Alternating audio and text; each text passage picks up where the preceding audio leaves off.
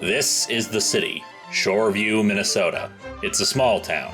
At least I presume it is. I don't actually know the borders, and I'm too lazy to look it up. This is a tree in Shoreview.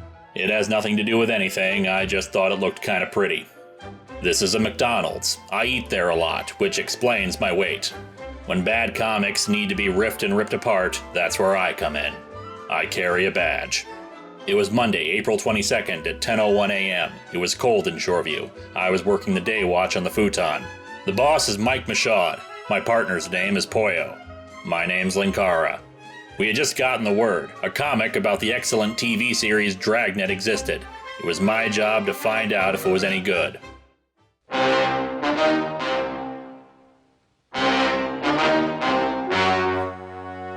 The story you're about to see is true, in that there is a Dragnet comic and it's about to be reviewed. The names have been changed to protect the innocent, but we didn't work very hard on the new names.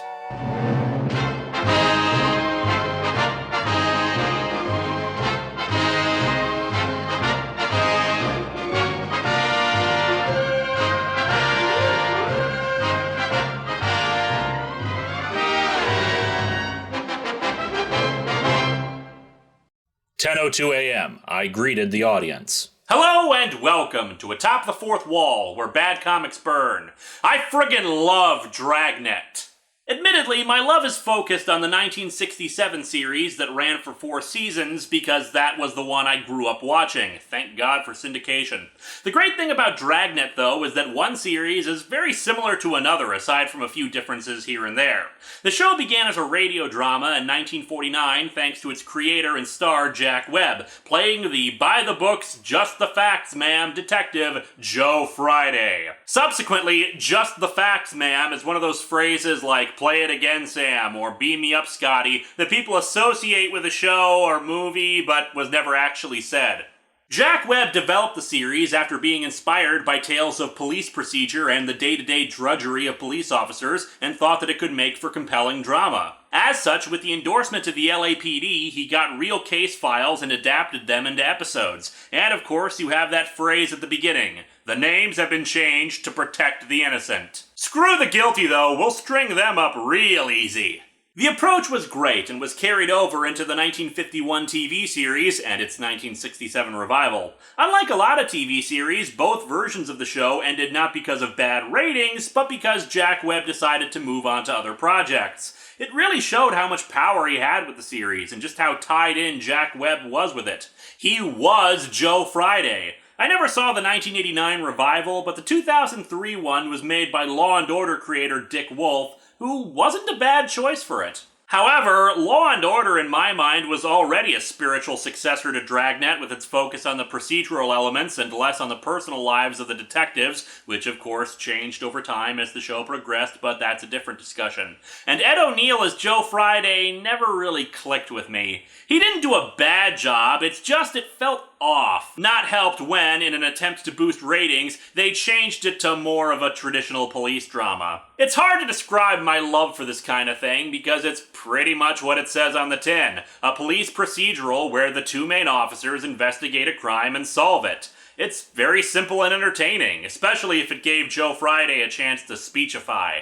Try to put that walnut-sized brain of yours to work on this. You keep harping about minorities. That's right. Well, mister, you're a psycho, and they're a minority, too. All at once, you lost your first name.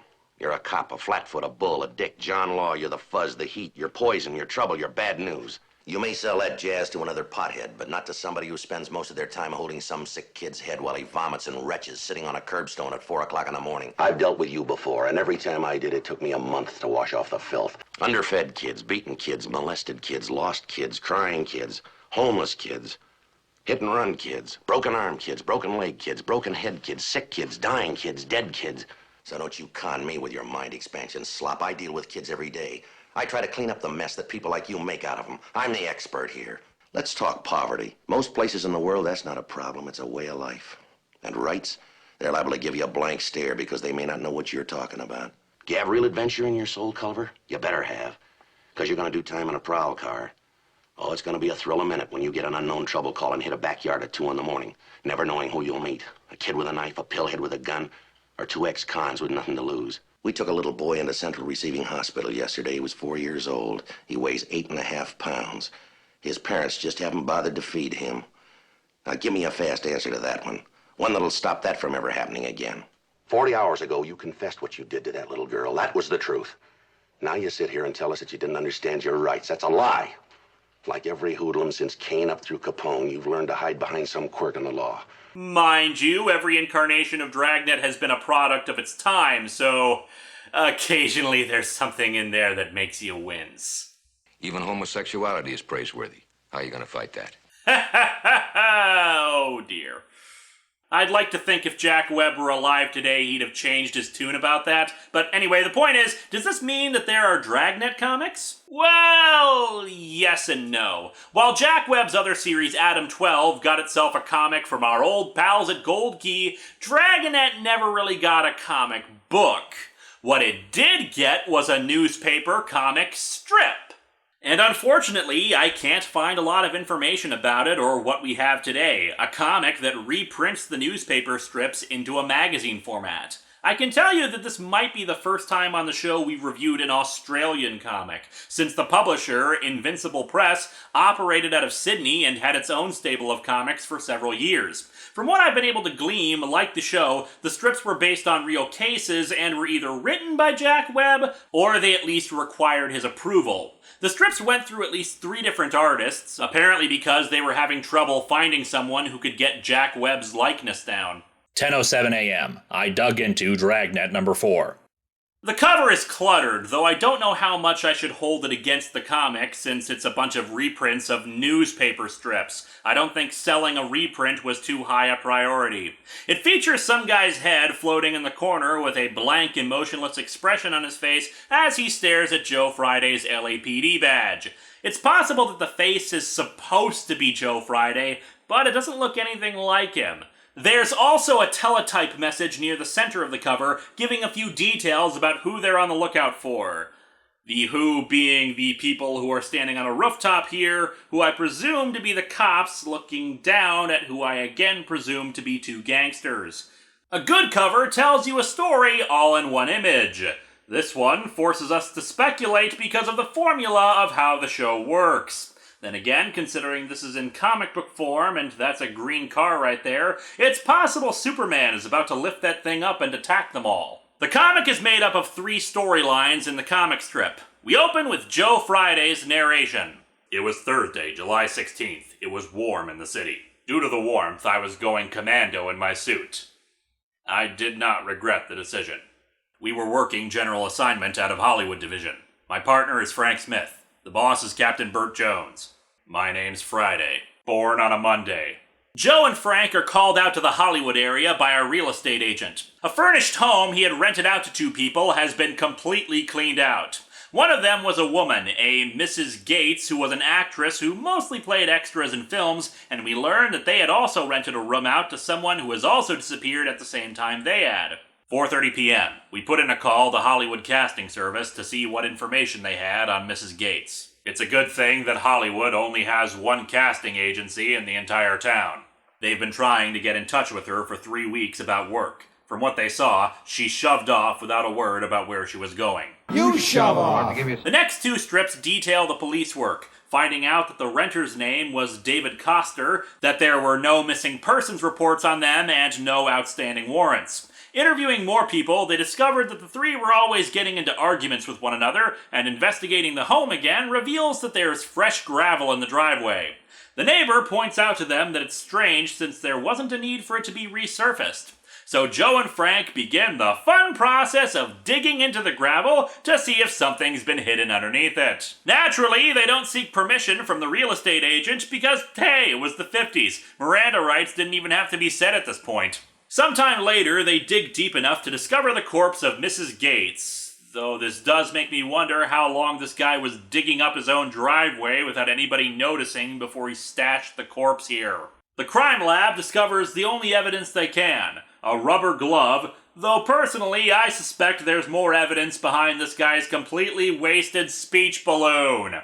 Seriously, did the letterer read what was originally supposed to go there and just decided, nope, not gonna print it, and forget to remove the rest? That's like if I started speaking a sentence, but I got cut off and the editor forgot to take off the video from the... 4 days go by without any leads, but then they get a tip that Mrs. Gates' daughter has been spotted running a carnival booth. When she refuses to talk to the cops, she aims a rifle at them, and Frank leaps over the counter to grab the gun away. Or at least I presume he grabs the gun away. All we get is him awkwardly leaping like this. Maybe he just thought the booth was rigged. They suggest to her to bring her downtown, and she says that'd be a good idea. And then they stay right where they are in the next strip. Also, no one brings up that she pointed a gun at them! Anyway, she explains that she lived with her mother in the place, and her mother didn't get along with her boyfriend, the aforementioned David Coster. She reveals that she married Coster without her mother's knowledge, and as she's giving this explanation through the next several strips, we see her getting ready to leave and go down with them to the station? The hell? She was really damn uncooperative when they first met her, and now she's talking a lot even though she said they'd have to bring her downtown for that, except they stayed there for a good 20 minutes before they actually started to leave to go downtown for the information that she's already revealing to them. Great continuity! Oh, and another speech bubble with only a single sentence and a lot of wasted space. I get the impression they didn't really plan out how much space they'd actually need for these things. Anyway, the woman explains that her mother was right and Coster turned out to be a real bum who walked out on her a few weeks ago.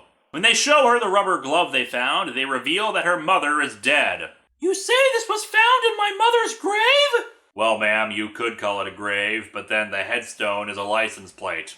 Oh, great, it's Marvel number 3 all over again! They're printing the script along the side of the comic! Anyway, she reveals that Coster actually suffered from mysophobia. Mesophobia? I don't know how to pronounce that. The fear of contamination and germs, hence the rubber glove. A pity. I hear his casino was doing really well. Nothing can stop me now, except microscopic germs. But we won't let that happen, will we, Smithers? And naturally, a guy with that kind of fear works as a mechanic in a garage. Also, I just realized this, but Frank is actually in a bow tie. Combine that with the overall suit, and basically he's the 11th Doctor with a buzz cut. Anyway, she warns them that the guy has a real attitude problem about the cleanliness thing, and got fired from several garages before, and that they should be careful. He didn't like cops either. Police officers, the most germ-addled of professions. After putting out an APB and doing some legwork at a few garages, they track him down to a gas station. When they say that they're cops, he makes a run for it. Frank, despite his earlier acrobatic skills, gets knocked over by a display filled with what I think are soup cans. Have you tried 77? Well, I don't normally keep track of how many soup cans I go through in a day, but I suspect I wouldn't get up that high. 10:12 a.m. We took a break for a commercial. 10:13 a.m. We returned from the commercial. Unless they were in a region where the commercials weren't playing, in which case it's still the previous time. Or unless the viewer is being a jerk and has an Adblock enabled, robbing us of revenue from the advertisements. Either way, I think I'm going to stop trying to give accurate timestamps. Joe pursues him into the garage where the dude starts swinging a gas pump at him, the force even knocking off his hat. Fortunately, gas pumps are no match for Joe Friday, and he lays him out with one punch. I think. It's kinda hard to tell, and the action is brief due to the nature of it being a comic strip. And thus he's arrested, and the story ends with the revelation that he got tried and convicted for murder before being executed in the gas chamber. That's Dragnet for ya, all sunshine and roses with its endings. Our next story sees Joe and Frank working out of Auto Theft Division.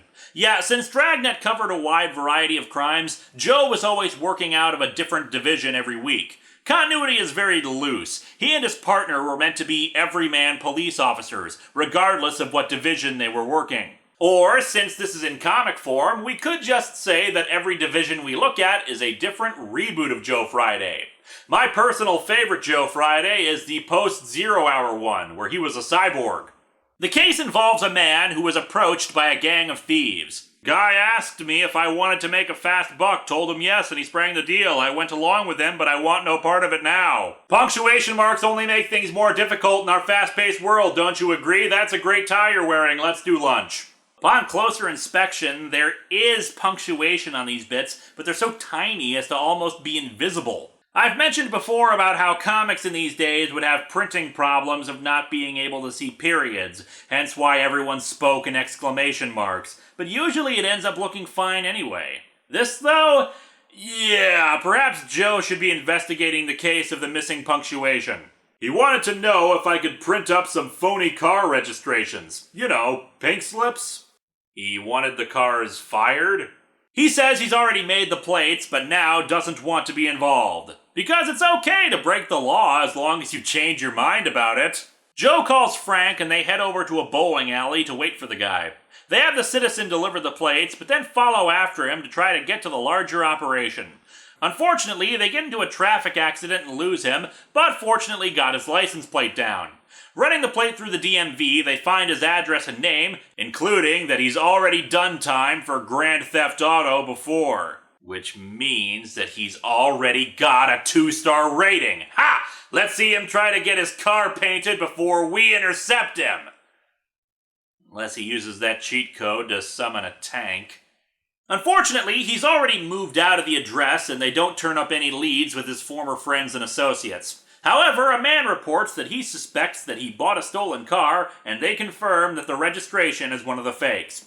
Since the guy paid with a cashier's check, they manage to pick him up from a bank, but he refuses to talk at first.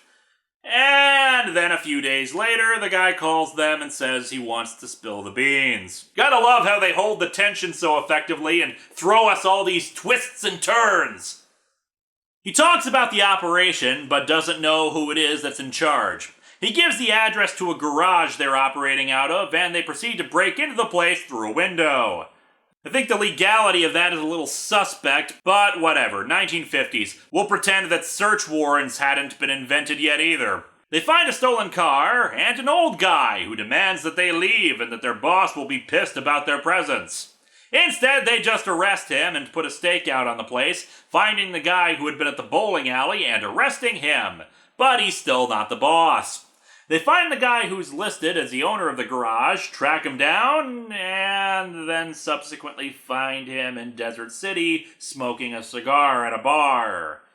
And then they arrest him, without the audience ever hearing him utter a single word. Wow, that story was so thrilling that I almost mumbled in my sleep. Our final tale brings us to the Narcotics division. A young thief had robbed and beaten a citizen while he was under the influence of narcotics. We had to check it out. Someone young and taking drugs.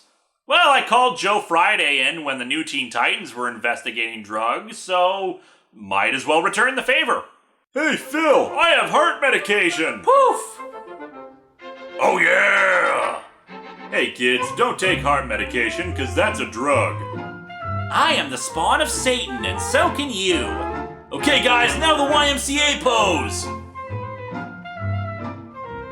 Yeah, that short seems to have been produced, but either never aired or no one has a copy with the audio, because the video footage is, well, all we've got of that.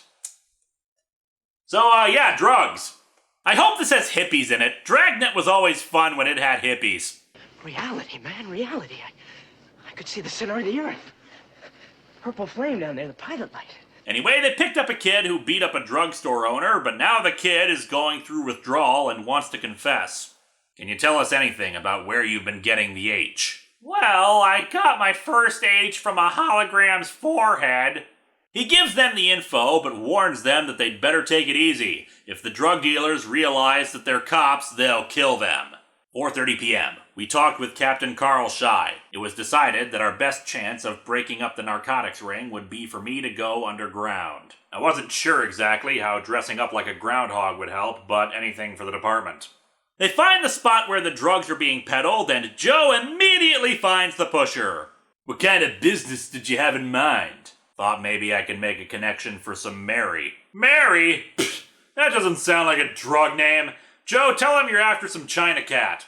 He makes a deal and buys some marijuana, signaling his backup to arrest the guy. However, Joe makes sure to get instructions on how to get someone higher up.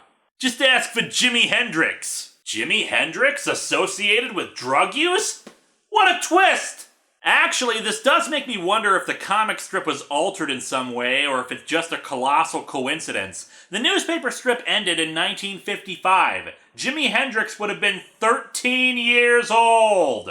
Anyway, Joe runs into Evil Von Mustache here and arranges another sale, even getting him to admit they're bringing in a shipment of heroin that night. After digging up some more info on Evil Von Mustache, they put out an APB on the guy, and Joe goes back to the place where they first met in the hopes of picking him up. Unfortunately, it seems Evil Von Mustache is onto him, but then it's revealed that the guy thinks that Joe is actually buying for another town. Also, he has a giant forehead. I never knew that Sinestro was into the drug trade. Joe is brought to the big boss, who isn't fooled by him and pulls a gun.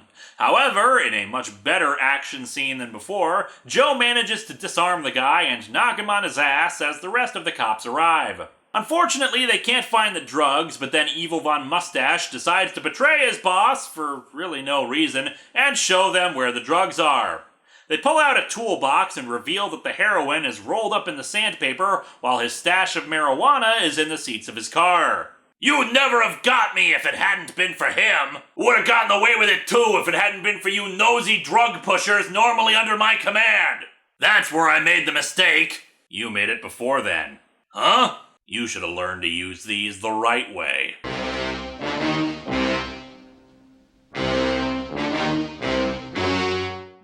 Actually, wait, I don't get it. You should have figured out how to use a wrench the right way? What? The hell does that have to do with drugs? The comic you have just seen is true, so fill in that bubble on your worksheet. The names were changed to protect the innocent. Those poor, innocent drug dealers. On April 22nd, a comic review was made concerning Dragnet number 4. In a moment, the results of that review. This comic sucks and was sentenced to being thrown on the futon after I explained why. Admittedly, the last story is actually pretty good, with excellent artwork and some good tension-filled moments for Joe. The action was halfway decent in the one strip that did it, but the other two stories, yeah, not so much. To be perfectly honest, I don't really think Dragnet worked well in comic strip form, unless you had a decent artist backing you up like the third story did. The first story is just kind of bland and the action is subpar, highlighting the sheer tedium of police work, while the second story feels like it just comes to an abrupt stop. And sure, Dragnet would have anticlimactic endings sometimes, but the episodes themselves would still usually be good enough to hold your interest for the full time, bolstered by either the charismatic acting of the officers or at least the occasional goofiness of some of the people they ran across. But here, even the good story has problems with sequential storytelling, particularly having trouble remembering where the previous comic left off. At the end of one strip, Joe talks to a guy while looking for Jimi Hendrix, and the guy wants to know why he's looking. But then in the next strip, some other random guy comes up to him while ignoring what happened before.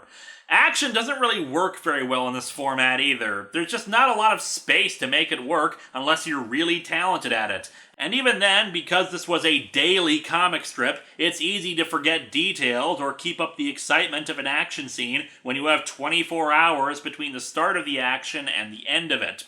It's more effective here when all the strips have been collected into a comic book, but as a daily strip, it's a lot more difficult. Again, I'm not saying it's impossible, and I can name a few comic strips that have done it well, but here it was not executed as well as it could have. But hey, despite it not being a very good comic, it was still worth a read if only for seeing Joe Friday be awesome.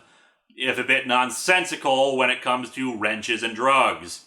And that's just the facts.